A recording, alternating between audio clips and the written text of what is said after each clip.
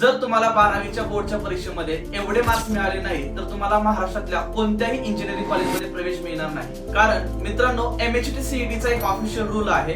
तो official rule असा सांगतो की जर तुम्हाला महाराष्ट्रातल्या कोणत्याही इंजिनिअरिंग कॉलेजमध्ये प्रवेश घ्यायचा असेल तर तुम्हाला कॅप राऊंड प्रोसेस मधून जावं लागतं। 12वी बोर्ड मध्ये 3 सब्जेक्ट आहेत, फिजिक्स, केमिस्ट्री आणि मॅथमॅटिक्स। हे तिन्ही सब्जेक्ट तुम्हाला टोटल 300 मार्काला आहेत। त्यापैकी जर तुम्ही ओपन कॅटेगरी मध्ये असाल तर तुम्हाला तिन्ही विषयाला मिळून किमान 135 गुण असणं गरजेचं आहे। जर तुम्हाला 300 पैकी 135 मार्क्स मिळाले किंवा 134 मार्क्स मिळाले म्हणजे 1 मार्क्स कमी मिळाला तरी पण चालेल, पण तुम्हाला 134 पेक्षा मार्क्स कमी मिळाले तर तुम्ही एलिजिबल नाही। हे तर झालं ओपन कॅटेगरीसाठी। परंतु जर तुम्ही रिझर्व्ह कॅटेगरी मध्ये असाल, for example SC, ST, VJNT, OBC, तर या कॅटेगरीसाठी किमान तुम्हाला 300 पैकी 120 मार्क्स असणं गरजेचं आहे, तरच तुम्ही कॅप राऊंड साठी एलिजिबल असणार आहे। अन्यथा तुम्हाला कोणत्याही इंजिनिअरिंग कॉलेजमध्ये ऍडमिशन मिळणार नाही। यामध्ये सुद्धा तुम्हाला 120 न पडता 119 मार्क्स पडले 300 पैकी तरीही चालणार आहे, पण जर 119 पेक्षा कमी मार्क्स पडले तर चालणार नाही।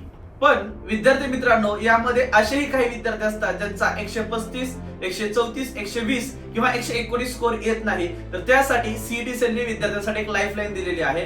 ते म्हणजे जर समजा तुमचा फिजिक्स, केमिस्ट्री, मॅथमॅटिक्स असा विषय असेल तर यामध्ये तुम्ही केमिस्ट्री सब्जेक्टला बायफोकल सब्जेक्टनी रिप्लेस करू शकता। आता बऱ्याचशा विद्यार्थ्यांना प्रश्न पडतो, हा बायफोकल सब्जेक्ट कोणता आहे? तर याची लिस्ट मी तुम्हाला स्क्रीनवरती दिलेली आहे। तर या लिस्ट पैकी कोणता तर एक सब्जेक्ट हा तुम्हाला 12वी बोर्डला असतो आणि जर तुमचा physics plus chemistry plus mathematics या तिन्हीचा स्कोर जर क्रायटेरिया मध्ये बसत नसेल तर तुम्ही या कुठल्याही एका सब्जेक्टनी केमिस्ट्री विषयाला रिप्लेस करू शकता।